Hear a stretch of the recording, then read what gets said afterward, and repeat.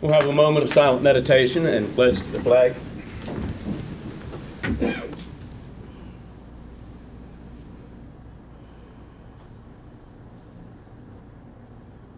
Thank you.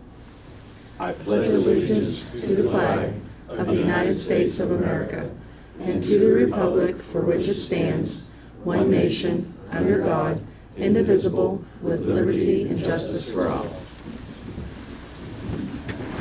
I'd like to call to order this meeting of Wednesday, March 11th. The County Commission, all three commissioners are present, and we'll begin with consent and approval.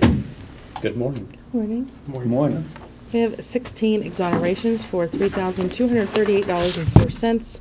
Vouchers, General County Fund, 327,935.24. 911, $9,258.52. Chestnut Ridge Park, $1,498.46. Camp Muffley, $4,802.32. Mason-Dixon Park, $2,654.63. Assessor's valuation, $4,128.57. Purchasing card vouchers, General County Fund, $27,603.29. Cole Severance, $1,083.46. Magistrate Court, $29.86. 911, $335.08. Chestnut Ridge Park, $1657.36. Camp Muffley, $14,113.01. Mason-Dixon Park, $198. Assessor's valuation, $1,083.90 for a voucher total of $396,381.70. We have position vacancies for boards and authorities: the Western Board of Zoning Appeals, Mon County Planning Commission, Mon County Development Authority, Camp Muffley Advisory Board, Abandoned and Dilapidated Enforcement Agency, Mason-Dixon Park Advisory Board, Region 6 Planning and Development Council, the Mon County Historic Landmarks Commission, and the Mountaineer Trail Network Authority. Fiduciary orders for March 11th, 2020. Move for approval. Second. It's been properly moved in second for approval. All in favor? Aye. Thank you. Introduction of new employees and personnel changes. Andrew, I believe you're up first. Thank you. Hi, Andrew Gaspray, Director of Planning, and I have the pleasure, please step forward, of introducing Jessica Shuey, who will be joining us part-time. Jessica will be based out of the MPO, and the majority of her position is paid for as per our letter at this time. If the subdivision ordinance passes and goes into effect, at that point she would move to half-time with the county, but still be based out of the MPO. It happens to work out more neatly and cleanly that way. So it's with great pleasure that I announce this very highly qualified person who is starting as a planner level 1. Move for approval. Second. It's been properly moved in second for approval. All in favor? Aye. And welcome. Glad Welcome, to have Jessica. you. Where are you from? A little all over. I've moved 23 times in my life, live in 7 states. Well, hopefully you'll stay here for a while. Glad Welcome. to have you. Thank you. Next, the prosecuting attorney. Good morning. Good morning. Perry is at a training this morning, so she asked me to step in for her. I would like to introduce Jody McCroskey. She is one of our new administrative assistants. She will be taking on the task of magistrate court, which, as we discussed last week, you know how Yes. we need additional people. She will be helping out Angie with domestic-related cases and the misdemeanor cases. And we hope to well-round her into everything else in our office. So we welcome Jody. Move for approval. Second. It's been properly moved in second for approval. All in favor? Aye. And welcome. Welcome. Where are Glad you to have from? Welcome. Oakland, Maryland. Oh, Creek Lake. good. Excellent. Glad to have you. Thank you. Thank you so Thank much. you. Misty, you're up next. Good morning. Good morning. Good morning. I have a couple rehire employees that could not be here. One is in Right. school and one is currently at another job. And that would be Monique Rowe. She, this is her 4th year coming back. She's the head lifeguard. She'll be part-time seasonal. Gavin Collins, he was there last year. He will be there this year in the maintenance capacity, and he will be part-time seasonal. And then I'd like to introduce Jacob. We call him Jake Kilbert. He will be joining. He had worked previously at Chestnut Ridge, but he's come to Camp Muffley, and he will be part-time seasonal. Move for approval. Second. Been properly moved in second for approval. All in favor? Aye. And welcome. Welcome. Glad to see you back. Excellent. Have a good day. Thank you. You too. Are there any other introductions? MJ? That's why I asked. Good morning, gentlemen. Good morning. Good morning. I wish Irene Salopek could have made it this morning. She's in class. She's 22 years old. She's from Weirton. She's also part of the West Virginia Adventure composition for WVU. So she's very compassionate for the young people, and she'll be a youth crisis part-time worker at the center. And that'll be starting tomorrow if you guys approve. Move for approval? Second? It's been properly moved and seconded for approval. All in favor? Aye. Aye. Thank you. And thank you. Can I share this? Yes, I was hoping you would. All right, awesome. I have sent Renetta some colored photos because these black and white ones do no justice. But we got the entire remodel done of the kitchen, and we Good. moved new floors in, so thank you for allowing us to have your maintenance. It looks wonderful, as you can have this. But after we got everything done, we ended up putting about $25,000 into the building, and it looks wonderful. Mr. Doyle, is this your work? Yeah. Thank you. And the money came from, It came from the center That's what- out of our explain new that. building fund and monies that we've been allotting to do work to the building. and that kitchen has been there since the 1970s. Yeah. So, and hadn't been really updated. So this is an amazing addition, and again, I want to thank you. We're real excited about this being on the board, so I think this is a really positive situation. Thank you. And I'll make sure Thank that you, guys. newspaper gets the color photos. Okay. Thank you, MJ. Thank you. Are there any other introductions? Hearing none, we will move on to comments from the public. We're now open for comments from the public. If you wish to speak, please come forward, identify yourself and address, and you'll have 3 minutes to speak. Thank you.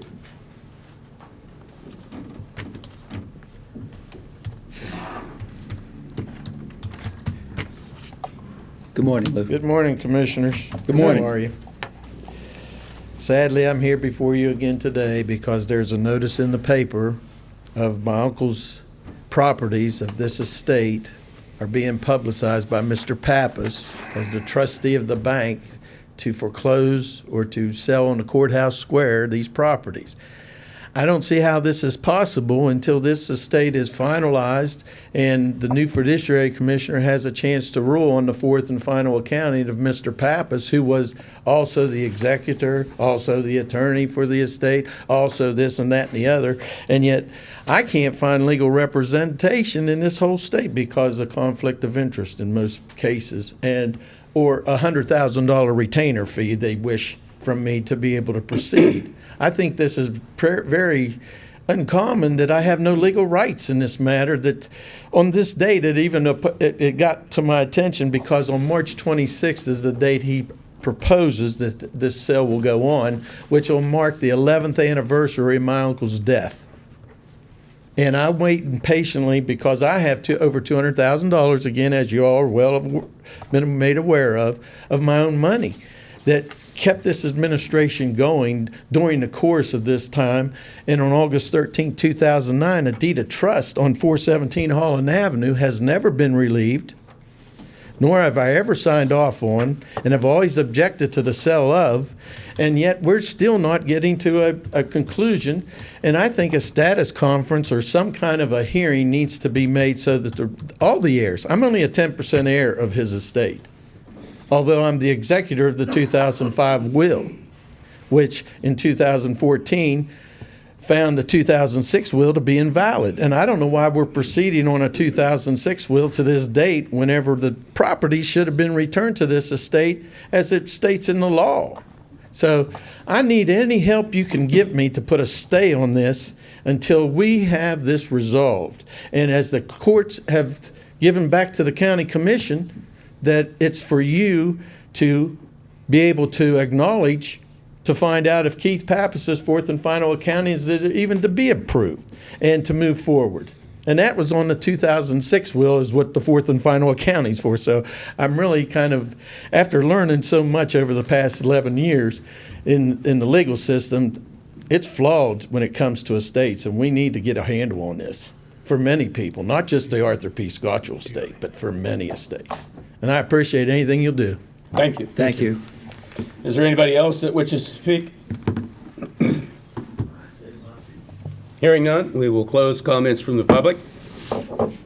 We next have a presentation by Dr. Smith, our Executive Director of the County Health Department. Thank you. Sure, try not to beat on the desk. No, you're okay. All right, thanks. Good morning, Commissioners. Good morning. Good morning. Please. I want to start off by thanking the Commission for the letter of support for the Healthiest Communities grant. We haven't heard anything yet, but we look forward to that. I also want to thank very sincerely all of the agencies that have stepped up during this initial health epidemic that we are undergoing with the coronavirus, or COVID-19 as it's known.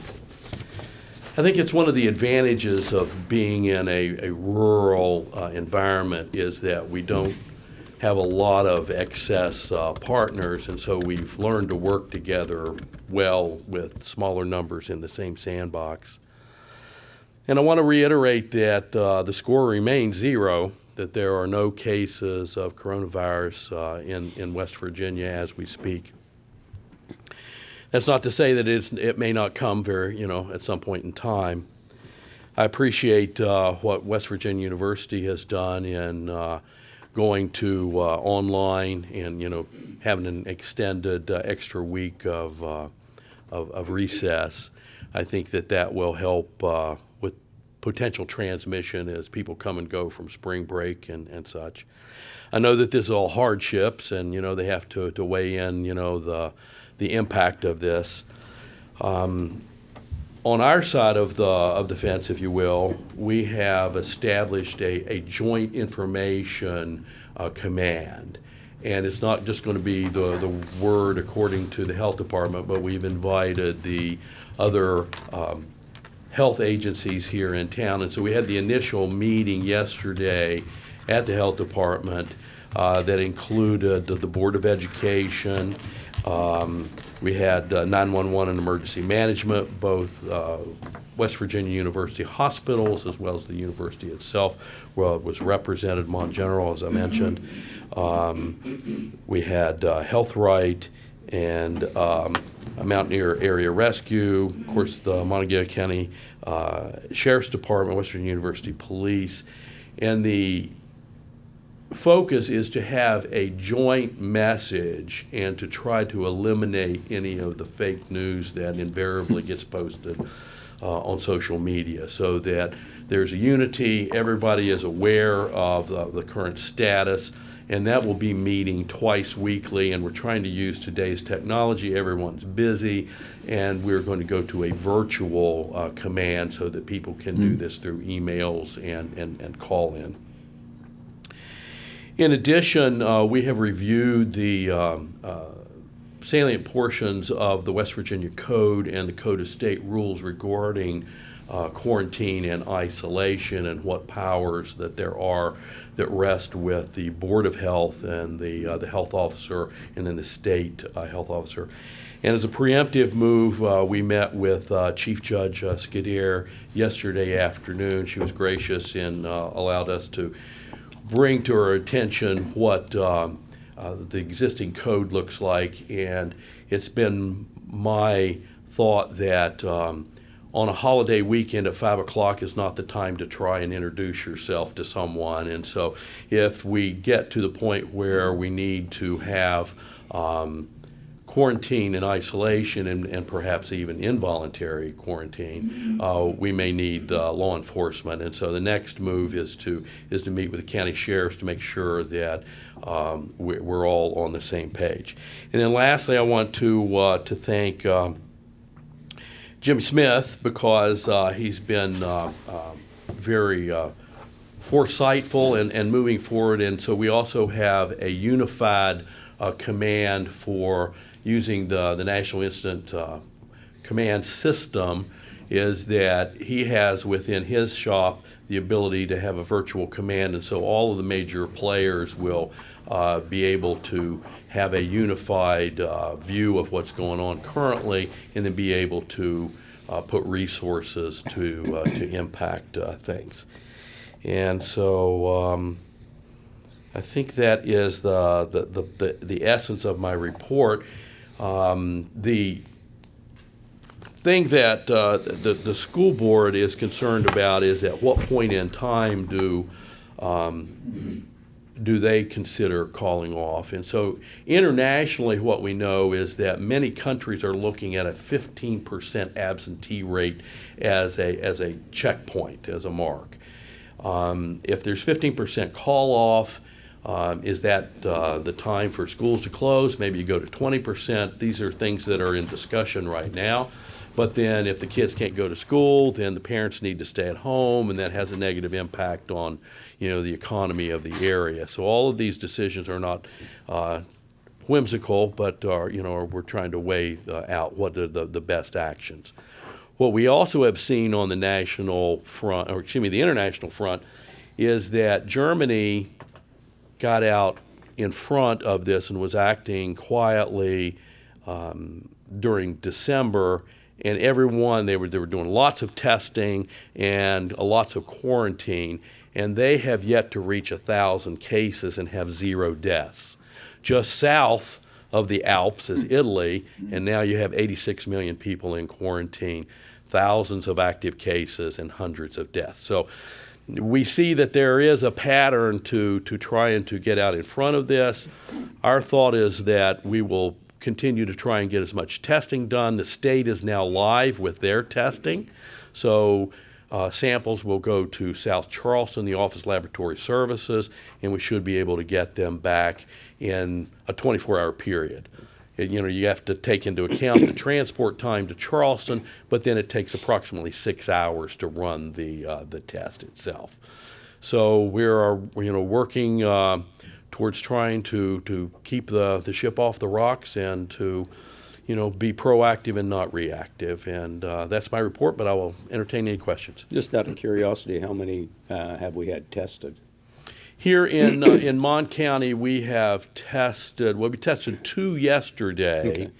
And one was a repeat test, and I don't know if there have been others that maybe have been sent down through other labs. Other agencies? Yeah. Okay. Go ahead, John. What coordination is there? So with the state, this is Mon County Health Department. How is it coordinating with the other health departments, or is the state coordinating, or is there any sort of, web that you guys are doing from a statewide level? Great question. So the Bureau for Public Health, Dr. Kathy Slimp is the state health officer, and she is the point person for the state, and questions, particularly frequently asked questions and a source of information, they have switched over the poison control for the state as a hotline for COVID-19 questions and answers that you can call and talk to somebody. We have an upcoming meeting of all the health officers with Kathy Slimp to try and make sure that we are walking in unison, that different health departments aren't going out in different directions. We are small. We have to work with other people. We quite understand that. And Mon County is one of the largest ones, if not the largest health department in the state. So we are looking at this more of in a regional aspect. West Virginia University, in working with them, mentioned that they have somewhere between 11 to 16 facilities in north central West Virginia. Mon General Hospital has not an equal amount, but they are in a multiple county area as well. So if we can unify the approach to testing, getting results, quarantine, all of those things, so it's a uniform, then I think it alleviates a lot of concerns. People have an understanding of what to expect. I think it's always fear of the unknown that gets people riled up there. And I thought I was curious that you said you met with the circuit court. What is that to prepare for if there's some sort of mandate that the health department puts out and enforcing it, or? Correct. So what we have seen in the past is with tuberculosis, when, and another infectious disease, if you will, that has increased over the years. And sometimes people do not want to comply with common sense or, medical orders. And in today's society, sometimes the orders don't apply to me. So we unfortunately have to get law enforcement involved to help get the person on the right path, if you will. It is certainly our hope that we don't have to involve law enforcement, but I'd rather be preemptive and have those pathways set up in case they are ever needed. And one more question about the Joint Incident Command. So is that just really to update everybody on what each of the entities are seeing? Or are you guys talking about policy or strategy in regards to things you may do going forward? I think it's got to be all of those things. Okay. I think that, and certainly Andy and all of y'all are invited to that as well. I think if there were policy decisions that had financial impact or economic things, that we would certainly make sure that you all were involved in that. I think it's to have a standardized approach to, this is a public health and a public safety concern. And so having all of the people that work in those arenas working together and having the same information will make a unified and better founded response. A couple things. First, I really appreciate what you just said. My number one concern is the fear of the unknown is inflaming this crisis. Sure. And that's a major problem, and I really appreciate that you understand that. Also, I do appreciate that your joint group is above what this is turning into, which is a political issue when it's an election year. So what has happened is information is being, as you said, what is correct information, what is false information. And I agree with Sean, if you were to have this group and there's some way that you could get to the different government bodies, what you discuss and so on, or send it to one person, so then we're aware of it, so then we could all get out the same message. I think that would really help. I do have one question, one comment. There's a question, are there enough tests in West Virginia, or will there be enough? Because that's one concern that you see publicly. How would you answer that? I cannot answer that. I know the number of tests that are in existence in the state of West Virginia. The kits, I should say, yeah. I am told Okay. that since the Office of Laboratory Services is up and running, that they have sufficient kits. And this pipeline, if you will be an ongoing thing, so that it's my understanding from the CDC level that there will be, millions of kits available across the United States. So if there is a lull, it will only be temporary. Okay. So, and that's just me projecting, but Right. I would assume that they will be able to carry on. We've not been a particular hotbed like, Washington State or Seattle and such. So, I would expect them to maybe struggle before we would. Okay. And just for your information, for your group, we have the food giveaways, and the one next Saturday, we're going to just do a drive-through rather than having the people get out and set up.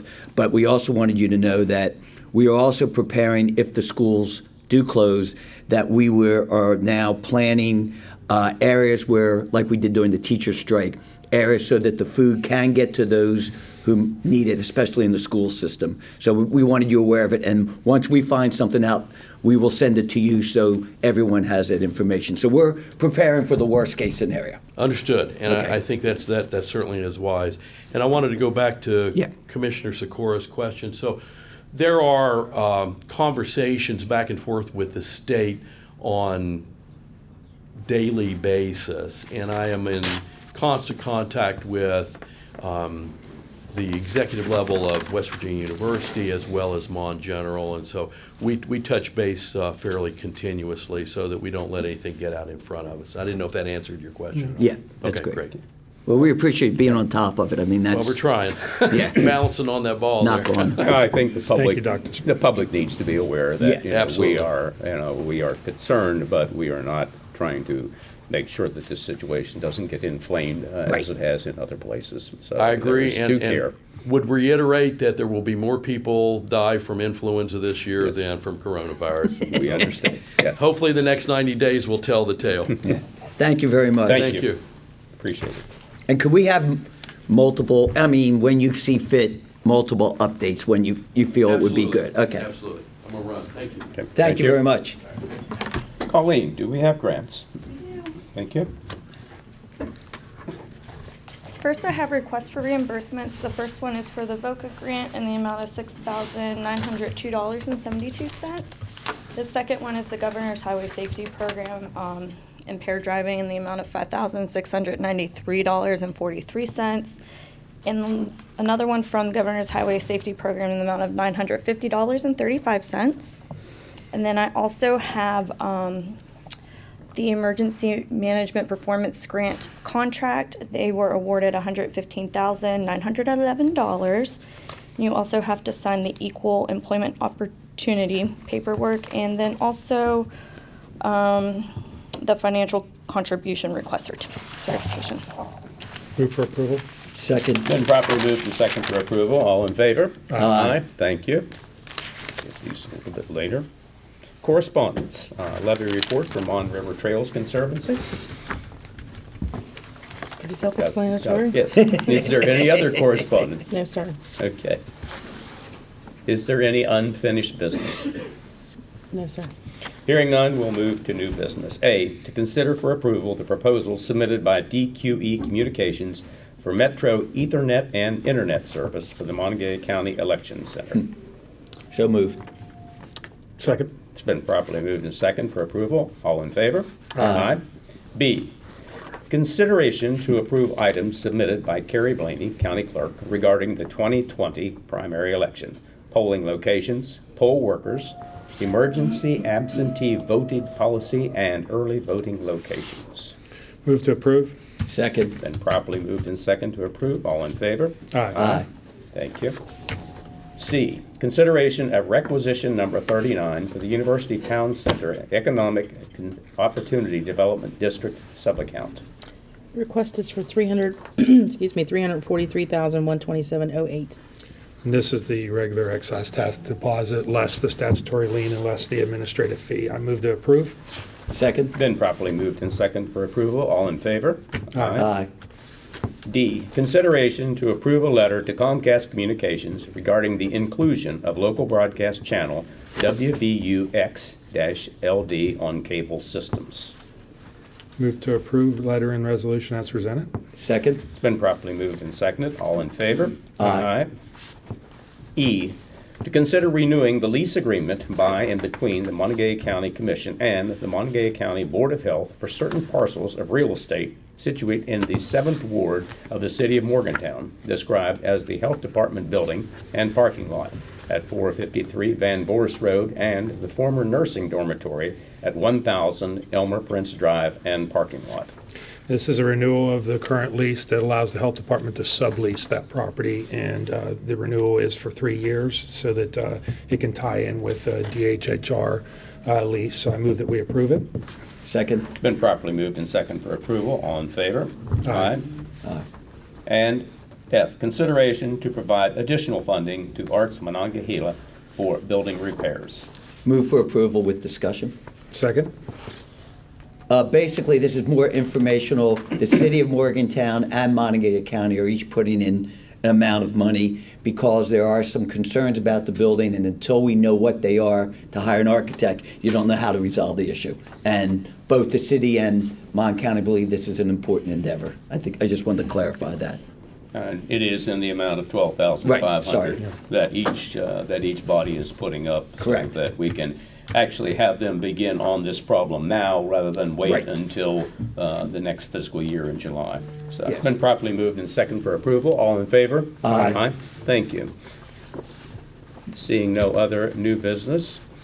Reports from elected officials. Carrie? The only thing that I would bring to your attention is our office is taking a look after Dr. Smith, was talking about the coronavirus or the flu outbreak, we have taken steps to make sure that our polling locations will be secure for the voters that are coming in or in our early voting sites. But we are also going to embark as part of our outreach campaign to let voters know that if they are of advanced age or have an illness or a disability, they can apply to get an absentee ballot. And that may be something that they may not have done in the past, but they may want to take advantage of for this primary election so that they can apply. All of the forms are online. They can call our office. We can make sure that they get a form, and we take absentee applications up until May the 6th. Good. Very thoughtful. Very thoughtful to get out to all the public. Thank you. Thank you. Any other reports from elected officials? I don't see anybody in the room, but there's sometimes a post there. Reports from county commissioners. Sean? Tom? Who wants to go? You looked at me. Sean, go first. I think I went last time. So, yeah. I never keep track. I know. I think I went last time. Since the last meeting, Yes. last Thursday, we had our jail bill meeting. That was the first time we got that group together in a while, and so I think it was productive, and we need to keep it up. Friday, we had staff meetings. Tuesday, I had a joint use management agreement committee meeting. That's the group that manages the aquatic facility. It's 3 members of the W and 3 members of Mylan Park Foundation. Today, regular day. Tomorrow, I have a Mon County Development Authority meeting. Friday, we have meetings of staff.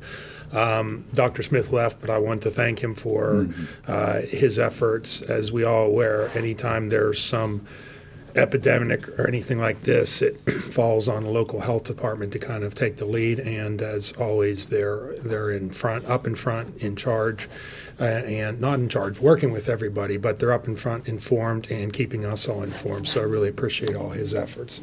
So. And I have a telemarker call. I'm done. Okay. First, okay, let's see.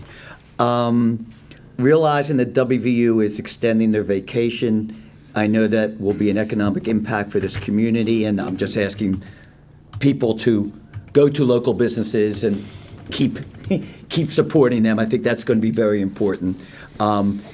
Ironically, it is probably the worst time to happen this situation because April 1st we start the census.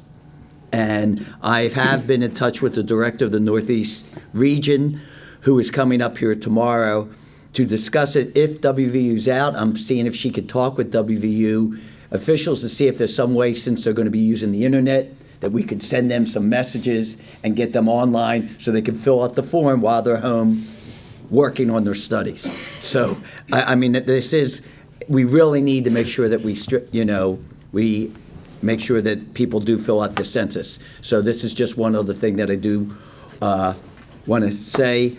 I also want to say that last week I had a very large disagreement with a deer that thought it had the same right of way as me, and I totaled my car, and unfortunately the deer didn't make it.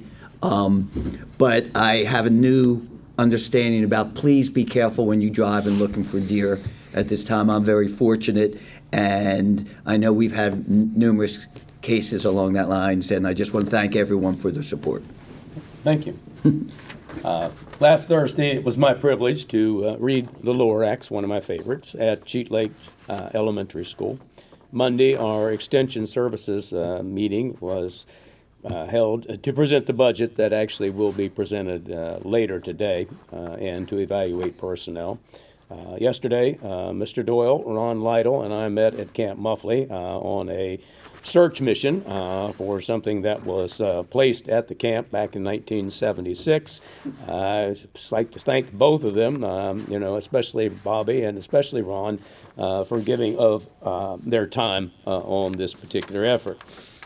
This Friday, the Monongalia County Historical Society will meet, and I'd like to commend Mon Health Systems for their announcement to attend to the needs of the Fairmont community with a proposed micro-hospital to meet community needs. This is really something I know that they had been discussing this possibly anyway, but it is fortuitous that this is going to come about. And lastly, I would like to invite the public. We're going to have a grand opening of the Monongalia County Extension Services and 4-H Center at Milan Park on March the 28th. If you would like to come out and see what the building looks like, and this will be at 10:30 in the morning. That's a Saturday morning. With that, I'll entertain a motion for adjournment. So to adjourn? Second, We are we be gone. Thank you all.